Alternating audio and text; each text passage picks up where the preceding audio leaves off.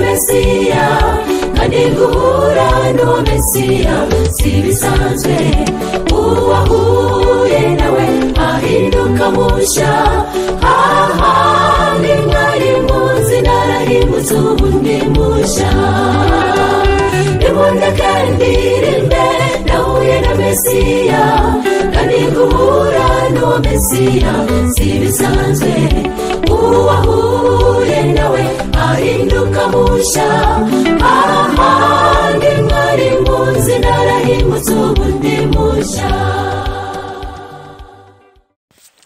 Yesu ashimwe kandi Yesu ahimbazwe inshuti bavandimwe, muhawe ikaze ku nyigisho yacu nshyashya aho tugiye kurebera hamwe ku nsanganyamatsiko ivuga ngo guhura na Yesu. Guhura na Yesu ni insanganyamatsiko irimo ibice bitatu, tuzayiga mu bice bitatu. Insanganyamatsiko ya mbere cyangwa se ku munsi wa mbere ari uyu nguyu turi buze kwigana ese ni igiki kiranga umuntu wahuye na Yesu. Turifashisha rero amagambo cyangwa se icyanditswe dusanga mu butumwa bwiza uko bwanditswe na Yohana ibice 4 umurongo wa mbere turashyitsa ku murongo wa 40.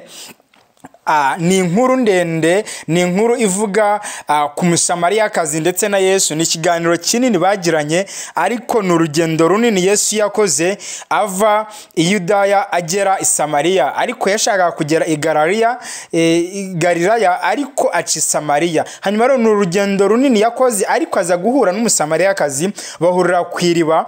Yesu amusaba amazi. Reka dusome aya magambo hanyuma turubuze kuganira ibiranga umuntu wahuye na Yesu. Ibiranga umuntu wahuye na Yesu cyangwa se Umusamariyakazi ahura na Yesu, hari ikintu kimwe cyahise gihinduka ku buzima bwe. Hari ubuzima bwe bwahise buhinduka ukundi, hari ukuntu Yesu ahinduka bitandukanye nuko yari ameze. Yohana ibice 4 umurongo wa mbere gusa kwa 40 haravuga ngo Yesu avugana n'Umusamariyakazi. Nuko Umwami Yesu amenya yuko abafarisayo bumvishe yuko yigisha kandi abatiza benshi arusha Yohana. Icyakora Yesu bwe si we wabatizaga ahubwo nabigishwa be. Nicyo cyatumye ava i Yudaya agasubira i Galilaya, yiyumvamo ko akwiriye kunyura i Samariya. Nuko agera mu mudugudu w'i Samariya witwa Sukara, bugufi bw'igikingi Yakobo yahaye umwana we Yosefu, kandi aho hari iriba rya Yakobo. Nuko Yesu ananijwe nuko yagenze cyane apfa kwicara kuri iryo riba. Hari nk'isaha 6. Umurongo wa 7, Umusamariyakazi aza kuvoma. Yesu aramubwira ati mpa utuzi two kunywa, kuko abigishwa be bari bagiye mu mudugudu kugura ibyo kurya. Umusamariyakazi aramusubiza ati ko uri Umuyuda nkaba Umusamariyakazi uransaba amazi ute? Icyatumye abaza atyo nuko Abayuda banenaga Abasamariyakazi. Yesu aramusubiza ati yaba waruzi impano y'Imana ukamenya n'ugusabye amazi uwo ari we, nawe uba umusabye nawe akaguha amazi y'ubugingo. Undi ati databuja, ko udafite icyo uvomesha n'iriba rikaba ari rirerire, none se ayo mazi y'ubugingo wayakura? 12 Mbese uruta sogokuruza Yakobo wadufukuriye iri riba, kandi akaba yaranywaga amazi yaryo ubwe n'abana be n'amatungo ye? Yesu aramusubiza ati umuntu wese unywa aya mazi azongera kugira inyota, ariko unywa amazi nzamuha ntazagira inyota rwose iteka ryose, ahubwo amazi nzamuha azamuhindukiramo isoko y'amazi adudubiza kugeza mu bugingo buhoraho. Umugore aramubwira ati databuja, makuru ayo mazi ntazagira inyota kandi ntazagaruka kuvoma hano kuko ari kure. 16 Yesu aramubwira ati genda uhamagara umugabo wawe maze ugaruke hano. Umugore aramusubiza ati nta mugabo mfite. Yesu aramubwira ati uvuze ukuri yuko udafite umugabo, kuko wari ufite abagabo 5, n'uwo ufite ubu si uwawe. Ibyo byo ubivuze ukuri. Umugore aramubwira ati databuja, menye yuko uri umuhanuzi. 20 Sogokuruza abasogokuruza bacu basengeraga kuri uyu musozi, namwe mukagira ngo i Yerusalemu niho hakwiriye gusengerwa. Yesu aramusubiza ati, mugore nyizera, igihe kizaza ubwo bazaba batagisengera data kuri uyu musozi cyangwa i Yerusalemu. Dore mwebweho musenga icyo mutazi, ariko twebwe dusenga ibyo tuzi, kuko agakiza kava mu Buyuda. Ariko igihe kiraje ndetse kirasohoye, ubwo basenga by'ukuri, basenga data mu mwuka no mu kuri, kuko data ashaka ko bene abo ari bo bamusenga. Imana ni umwuka, abayisenga bakwiriye kuyisengera mu mwuka no mu kuri. Umugore aramubwira ati, nzi yuko Mesiya azaza, ariko we witwa Yesu, kandi ari we witwa Kristo, kandi ubwo azaza azatubwira byose. Yesu aramubwira ati, ni njye tuvugana. Uwo mwanya abigishwa baraza, baratangazwa nuko avugana n'uwo mugore, ariko ntihagira umubaza ati, urashaka iki, cyangwa ni iki gitumye uvugana nawe? Nuko uwo mugore asiga ikibindi cye, aragenda ajya mu mudugudu, abwira abantu ati, nimuze murebe umuntu umbwiye ibyo nakoze byose, murebe ahari ko ari Kristo. Bava mu mudugudu ngo baze aho ari. Batarahagera, abigishwa baramwinginga bati, mwigisha, akira ufungure. Arababwira ati, mfite ibyo kurya mutazi. Abigishwa barabazanya bati, mbese hari uwamuzaniye ibyo kurya? Yesu arababwira ati, ibyo kurya byanjye ni ugukora ibyo uwantumye ashaka no kurangiza umurimo we.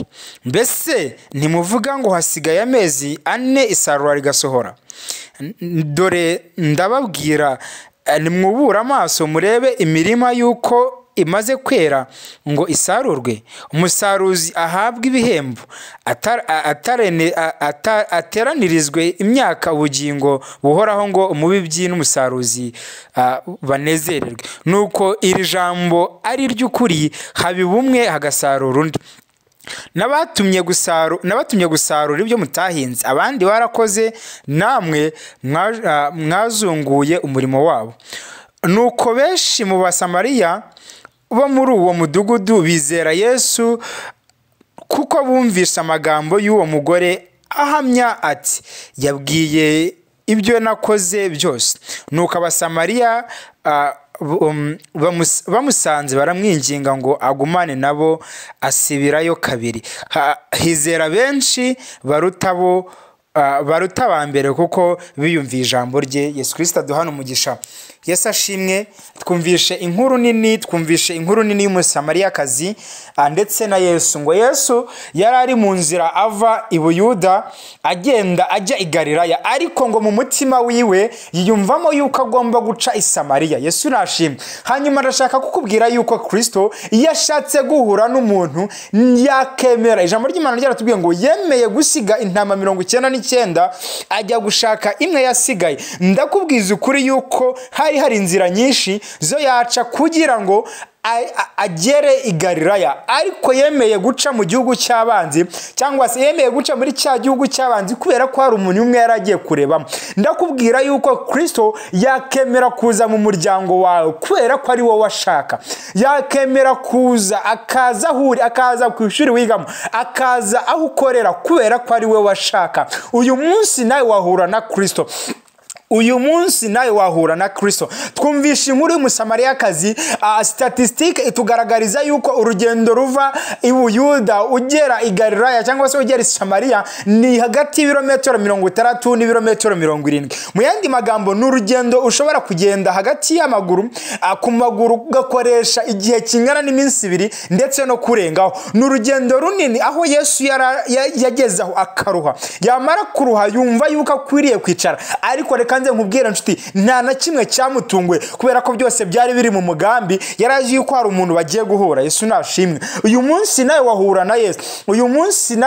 na Yesu, agahura, kandi iyo muhuye ajya abasha guhindura ubuzima bwa. Iyo muhuye ajya abasha kuguhindurira ubuzima. Twumvisha inkuru ngo Umusamariyakazi amaze kumenya ko ari Kristo, ngo yataye ikivomesho cye. Sinashimwe yataye ikivomesho cye, mu yandi magambo ikivomesho yari afite yaragisize, yasize ibyo yari afite ajya kubwiriza, ajya kuvuga ubutumwa bwiza, ajya kuvuga ngo nimuze murebe, nahuye na Mesiya, nahuye n'umugabo uzi ibintu byanjye byose, nahuye n'umugabo wambwiye ibintu byanjye byose, muze murebe ese yaba ari Kristo, yaba ari Yesu, yaba ari wa wundi bahanuye. Sinashimwe turi ku nsanganyamatsiko ivuga ngo guhura na Yesu.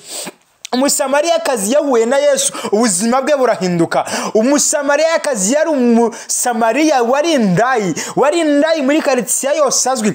Ijambo ry'Imana ryatubwiye ngo hari nko mu masaha 6, hari mu masaha 6, bishatse kuvuga ngo muri iki gihe hari nko mu masaha 6. Impamvu yari ari kugenda ayo masaha, Bibiliya itubwira yuko impamvu yagiye ayo masaha 6 bigeranwa yuko yagiye mu masaha ya 6 kubera ko yari azi yuko muri icyo gihe abantu batari mu nzira ari benshi.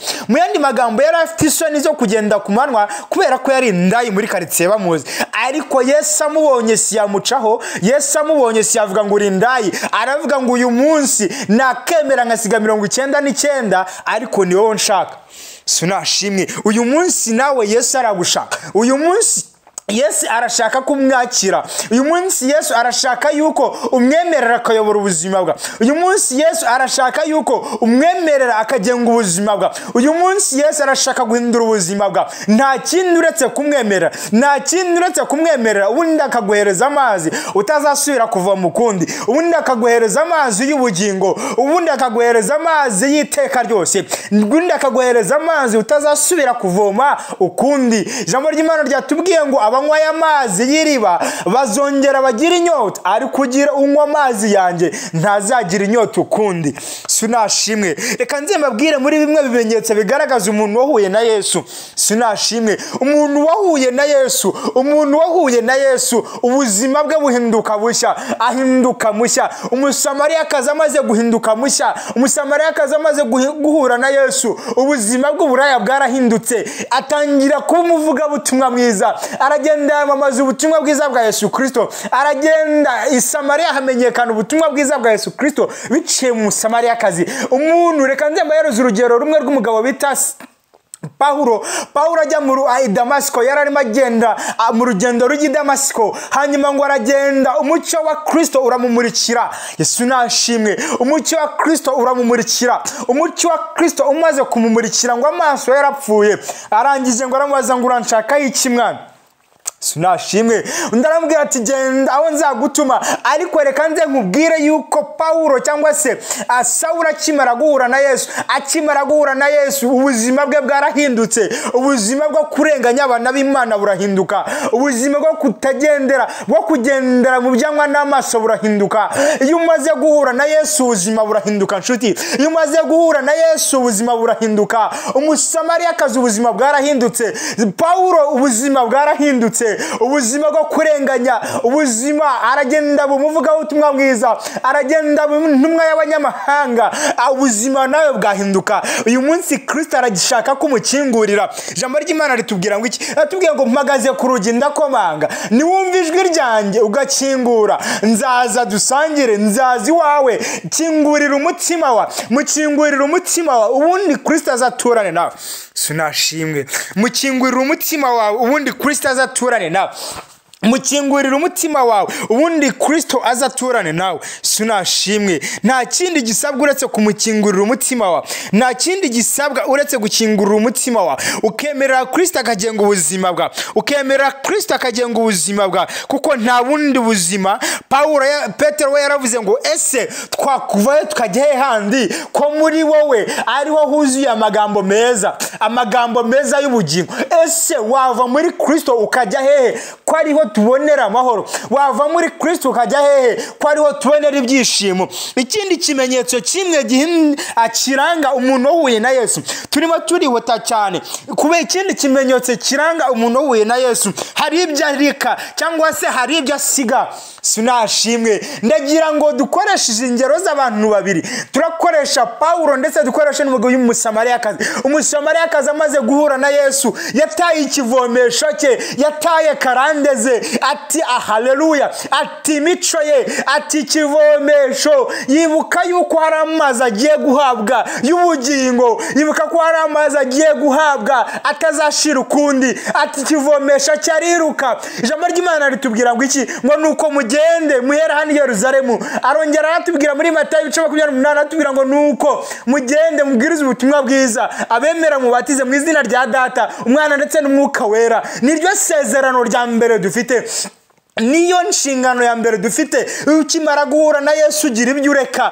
Pawulo akimara guhura na Yesu, doktera, kuba ari profesa, kuba yarize amashuri menshi, yakuriye ku birenge bya Gamaliye, yakuriye ku birenge by'umunyamashuri, ariko ibyo ntago yabyitayeho. Aravuga ati nta diplome yanjye, nta ubwenegihugu bwanjye, nta ibi byose kubera kubwo gutunga Kristo. Sinashimwe. We yaravuze ngo kubwo gutunga Kristo ibyari ndamu yanjye nabibonye ko ari igihombo. We yaravuze ngo yabibonye ko ari nk'amase. Ibyo gutunga Kristo bisaba ko hari icyo ureka, bisaba ko hari icyo usiga, bisaba ko hari icyo usiga.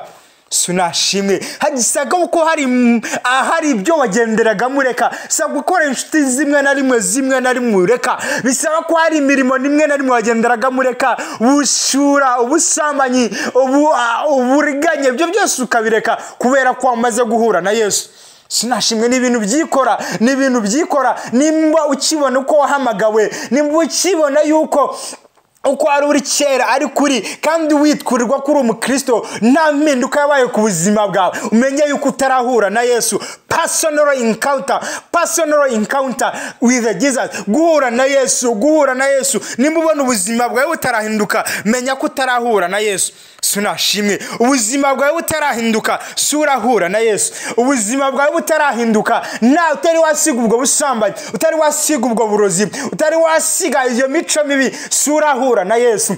Ukeneye kwakira Kristo, ukeneye kumwemerera akayobora ubugingo bwawe, ukeneye kumwemerera akayobora ubugingo bwawe. Sinashimwe. Ukeneye kumwemerera akayobora ubugingo bwawe. Haleluya. Ukeneye kumwemerera akayobora ubugingo bwawe, ukeneye kumwemerera akayobora ubugingo bwawe, ukeneye kumwemerera akayobora ubugingo bwawe. Gira ibyo usiga, siga imiryango, siga famiye, kubera ko nta yindi famiye iruta Kristo, nta bundi buzima buruta Kristo. Sinashimwe.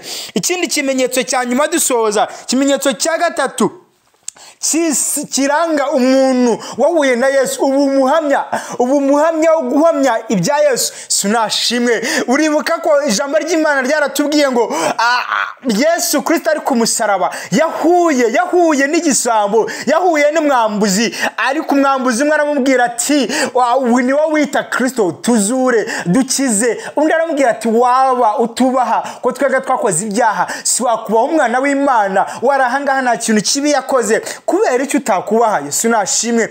Yesu arangije aramubwira, uwo musore arangije aramubwira ati mwami nugaruka uzanyibuke. Yesu arangije amusezeranye isezerano ryiza, ubwira ati ndakwizeza yuko mu gihe kigiye kuza turi buze kubana muri paradizo. Nagira ngo uhuye na Yesu agera muri paradizo, uhuye na Yesu ubuzima burahinduka, uhuye na Yesu ubuzima burahinduka. Ntago bisaba ko warabwirije kenshi, emera Kristo uhure nawe mu buzima bwa, uhure nawe mu buzima bwa. Igisambo ntitwumva aho cyagiye kubatizwa, twumva ubutumwa bwiza cyagiye kwamamaza, ahubwo ugira ukuba umuhamya.